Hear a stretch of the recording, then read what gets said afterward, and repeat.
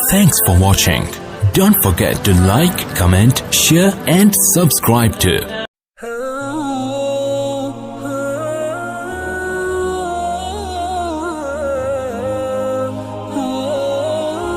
آج سے اہتمام کر لیں، بس اس کے بعد بیان ختم۔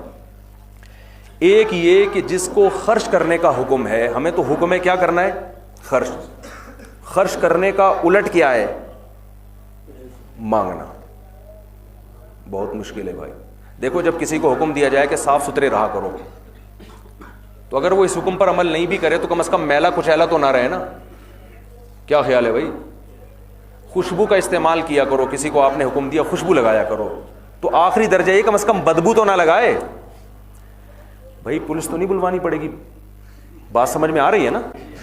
آخری درجہ یہ ہے کہ کم از کم بدبو کا استعمال نہ کرے وہ۔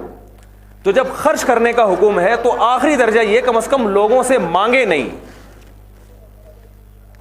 نہیں، اور کم از کم لوگوں کا جو واجب حق ہے وہ تو ان کو دینا۔ اسلام حکم دے رہا ہے بھائیوں پہ خرچ کرو، بہنوں پہ خرچ کرو، والدین پہ خرچ کرو، اور آپ بہن بھائیوں کی وراثت کھا کے بیٹھے ہوئے۔ یہ تو اللہ کی آیات کا استہزاء ہو گیا نا، کہ اللہ تو حکم دے رہا ہے جتنا ان کا حق بنتا ہے اس سے زیادہ دو، آپ ان کا جو جائز حق ہے وہ بھی نہیں دے رہے، بلکہ الٹا لے کے بیٹھے ہوئے ہو۔ یہ تو اللہ کی آیات کا مذاق ہو گیا نا۔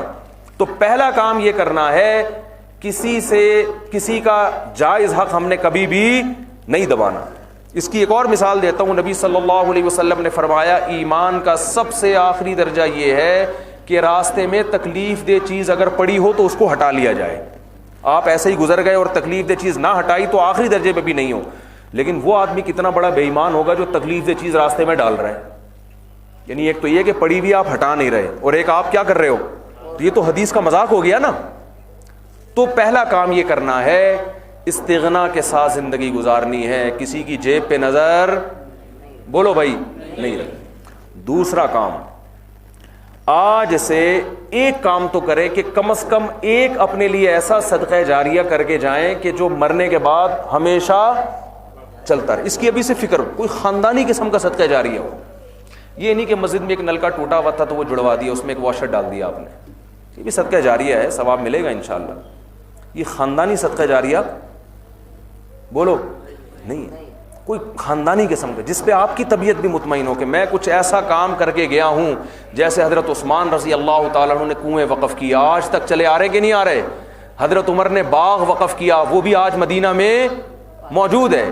کوئی ایسا مدرسہ بنا دیں کہ قیامت تک وہ چلتا رہے، یا مدرسے میں کوئی ایسی تعمیر کروا دیں۔ ابھی ہم یہاں تھے، ہم نے یہاں پانی پیا مدرسے کا، اسی مدرسے کا، اتنی خوشی ہوئی۔ یہ پانی کا ایک چشمہ تھا، ایک صاحب نے 18 لاکھ روپے دے کر وہ چشمے کا لائن ڈلوا کے مدرسے کے لیے وقف کیا۔ طلبہ پیتے رہیں گے انشاءاللہ۔ ہم نے بھی پیا، اتنا مزہ آیا، جس نے یہ انتظام کیا اس کے لیے دل سے دعائیں نکلیں۔ اس کو کیا کہتے ہیں؟ صدقہ جاریہ۔ طبیعت خوش ہو جائے۔ تو میں یہ نہیں کہہ رہا آپ ابھی کر دیں، زندگی کا پلان بنائیں کہ موت سے پہلے ایسا ایک خاندانی کام ہم سب نے کر کے جانا ہے۔ 18 لاکھ بہت سے لوگوں کے لیے بہت زیادہ رقم ہوگی، تو بھائی یہ تھوڑی کہ ابھی کر دیں، پلان بنائیں کہ جیسے ہم نے یہ کرنا ہے، یہ کرنا ہے، یہ کرنا ہے، یہ کرنا ہے، تو یہ بھی ایک کام ہماری زندگی کا حصہ ہے، اس کے لیے ابھی سے پلاننگ کرنا شروع کر دیں۔ اور میں نے عرض کیا کہ نبی نے فرمایا کھجور کا ایک ٹکڑا بھی اگر کوئی صدقہ کرے گا، کسی کے پاس 18 لاکھ نہیں، بعض لوگوں کے لیے 18,000 18 لاکھ کے برابر ہوتے ہیں، تو ان کے 18,000 پہ اللہ وہ اجر دے گا جو ایک مالدار کو 18 لاکھ پہ دے رہا ہے۔ لیکن ابھی سے آپ نے پلاننگ کرنا بولو بھائی شروع کر دی۔ یہ کتنے کام ہو گئے؟ 2 کام ہو گئے۔ 3 کام میں نے بتائے تھے، ایک نمبر اور بڑھا دیتا ہوں۔ تیسرا کام، رشتہ داروں کے لیے اپنے مال سے کچھ نہ کچھ حصہ لازمی نکالیں، کچھ نہ کچھ اپنی تنخواہ میں سے کچھ پیسے قریب ترین رشتہ داروں میں جو غریب ہونا اس کے باندھ دیں آپ، چاہے آپ خود غریب ہوں، لیکن آپ دیکھیں اس کی برکت سے اللہ آپ کو کتنا نوازے گا۔ چوتھا کام یہ کہ ہم جس علاقے میں رہتے ہیں سب سے پہلا حق اس کا ہے یا نہیں ہے؟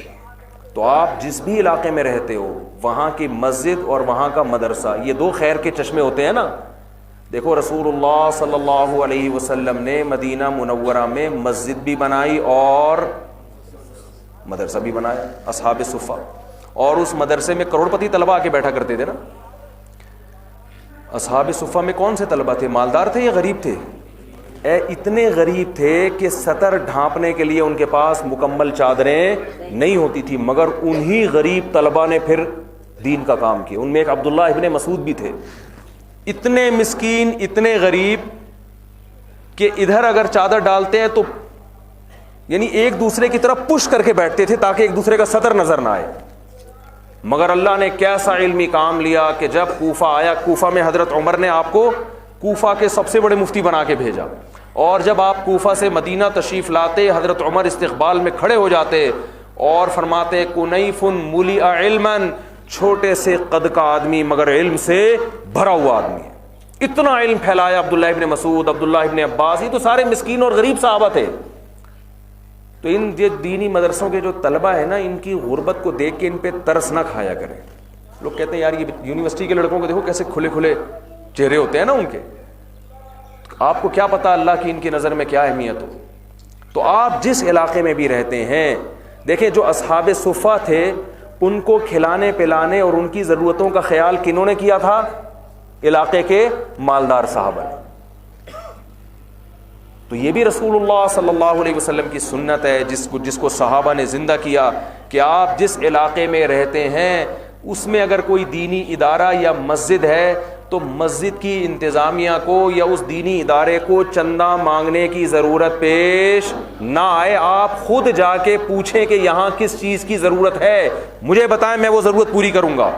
اور رسول اللہ صلی اللہ علیہ وسلم نے فرمایا من سن سنتن حسنتن فلہ اجرہا واجر من عمل بہا، جس نے بھی کسی خیر کے کام کو زندہ کرنے میں کوئی بھی کردار ادا کیا تو آپ صلی اللہ علیہ وسلم نے فرمایا اس کا بھی اس میں اجر ہوگا. آپ کے پاس اگر پیسہ نہیں ہے اور آپ کے ادارے کو ضرورت ہے تو آپ کسی کو ترغیب دے کے وہ کام کروا لیں تو بھی آپ کا اللہ اس میں حصہ ڈال دے گا. تو آپ کہیں بھی رہتے ہوں یہ 4 کام آپ خرچ کرنے کے معاملے میں اپنے ذمے لازم کر لیں. دوبارہ نمبر بتا دوں میں، پہلا کام کبھی کسی سے مانگنا نہیں ہے. دوسرا کام ابھی سے بھول گئے ماشاءاللہ. دوسرا کام ایک ایسا مرنے سے پہلے صدقہ جاریہ کر کے جانا ہے جس پہ آپ کی روح خوش ہو، طبیعت خوش ہو کہ کچھ کر کے جا رہا ہوں میں دنیا سے. تیسرا رشتہ داروں کے لیے جو آپ کے غریب رشتہ دار ہیں ہر مہینے ان کے لیے کچھ نہ کچھ پیسے آپ نے نکالنے ہیں. اور چوتھا کام جس علاقے میں آپ رہتے ہیں اس علاقے میں کوئی مدرسہ یا مسجد ہو. دیکھو گورنمنٹ ان اداروں کو فنڈ نہیں دیتی ہے، گورنمنٹ نہیں دیتی ہے. گورنمنٹ کی تحویل میں چلے گئے نا تو بیڑا غرق ہو جائے گا. وہی حال ہوگا جو اسکولوں کالجوں کا ہے. میرے پاس بہت سے لوگوں کے فون آتے ہیں کہ ہم تنخواہ لے رہے ہیں، کہ اسکول کے پرنسپل ہیں تو تنخواہ ہمارے لیے جائز ہے یا نہیں ہے. تو میں کہتا ہوں بھائی تنخواہ کیوں نہیں ہے، پرنسپل ہیں تو کہہ رہے ہیں اسکول نہیں ہے. اصل میں اس وجہ سے اشکال ہو رہا ہے. اسکول نہیں ہے لیکن پورا عملہ بھی ہے، مجلس شورا بھی ہے، ٹیچر بھی ہیں، اسٹوڈنٹ بھی ہیں، مگر اسکول نہیں ہے. تنخواہیں جا رہی ہیں تو گورنمنٹ کے حوالے کریں گے تو کیا ہوگا؟ حکومت چاہتی ہے نا مدرسے ہمارے حوالے کر دو تو یہ ہو جائے گا. اور پھر ایک صاحب نے بلوچستان صوبہ سندھ سے مجھے اپنے اسکول کی تصویریں بھیجی کہ میں اس اسکول میں ٹیچر ہوں، تنخواہ لے رہا ہوں، حلال ہے یا نہیں. میں نے کہا کیوں حلال نہیں ہوگی بھائی، اگر آپ ایمانداری سے پڑھائیں. کہہ رہے میں ایمانداری سے پڑھانا چاہتا ہوں مگر کس کو پڑھاؤں میں. پھر انہوں نے تصویر بھیجی کہ اسکول کی 4 دیواری میں گدھے بیٹھے ہوئے ہیں. اسکول کی حالت ایسی ہے گدھے اپنے آپ کو وہاں سیف محسوس کرتے ہیں، یہاں ہمیں کوئی چھیڑنے والا نہیں، تو گدھے بیٹھے ہوئے. کہہ رہا ان کو جا کے پڑھاؤں میں. تو آپ چاہتے ہیں کہ یہ مدرسے جو ہیں یہ حکومت کی تحویل میں دے دیے جائیں. اور ظاہر ہے اگر اہل محلہ ان مدرسوں کے ساتھ تعاون نہیں کریں گے تو پھر یہ حکومت کی تحویل میں لازمی جائیں گے. تو یہ آپ کی ذمہ داری ہے. تو یہ ہمارے ہاں جو بٹل مدرسہ یہ بھی جامعۃ الرشید کی ایک شاخ ہے. میں یہ نہیں کہہ رہا صرف اسی کے ساتھ، جہاں بھی آپ رہتے ہو، جہاں بھی خیر کا کوئی ادارہ ہو تو آپ کی ذمہ داری ہے.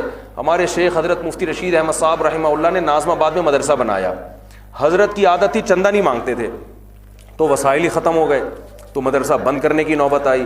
تو کسی نے کہا حضرت اس سے تو علماء بدنام ہوں گے کہ مدرسہ بنایا مگر وہ چلا نہیں، اور اتنے بڑے عالم آپ سے نہیں چلا تو لوگ کہیں گے یار یہ دیکھو کیسے ہوتے ہیں. تو حضرت فرمائے علماء بدنام نہیں ہوں گے، علاقے کے سیٹھ بدنام ہوں گے کہ ایک مولوی نے تو اپنا کام کر دیا مگر علاقے کے مالداروں کو توفیق نہیں ہوئی. تو مدرسہ بند ہو جائے نا اگر مالی وسائل کی کمی کی وجہ سے، اس سے علماء کا کوئی نقصان نہیں ہونے والا. انہوں نے تو اپنی جوانی کو فارغ کر کے 8-8 10-10 سال علم کے لیے اپنے آپ کو فارغ کر دیا. جو ان کا کام تھا انہوں نے پورا کیا اور اب بھی کر رہے ہیں. آپ مدرسوں میں جا کے دیکھو کیسے صبح صبح طلبہ تہجد کے وقت میں اٹھے ہوئے ہوتے ہیں, کیسے پھر فجر کی آپ یونیورسٹیوں میں جا کے ذرا دیکھ لیں صاحب, اور مدرسوں میں آ کے دیکھیں, زمین آسمان کا فرق آپ کو ماحول میں لگے گا, زمین آسمان کا فرق. تو یہ ذمہ داری میری اور آپ کی ہے کہ ہم کوئی بھی اپنے علاقے میں ہمارے کوئی دینی ادارہ ہو, مسجد ہو, تو اس کے کیا مشکلات ہیں یہ پوری کرنا کس کے ذمہ ہے بھائی؟ ہمارے ذمہ. اللہ تعالی ہم سب کو سمجھنے کی, عمل کرنے کی توفیق عطا فرمائے. وما علینا الا البلاغ. کسی نے ایک سوال پوچھا ہے, گزارش ہے کہ آپ کی نیک حاجات آج کی دعائیں خصوصی یاد کریں. دل سے دعا, کسی نے دعا کی درخواست کی ہے, دل سے دعا, اللہ تعالیٰ ان کی تمام حاجتیں پوری کرے. سبحانک اللہم و بحمدک نشہد ان لا الہ الا انت نستغفرک و نتوب الیک.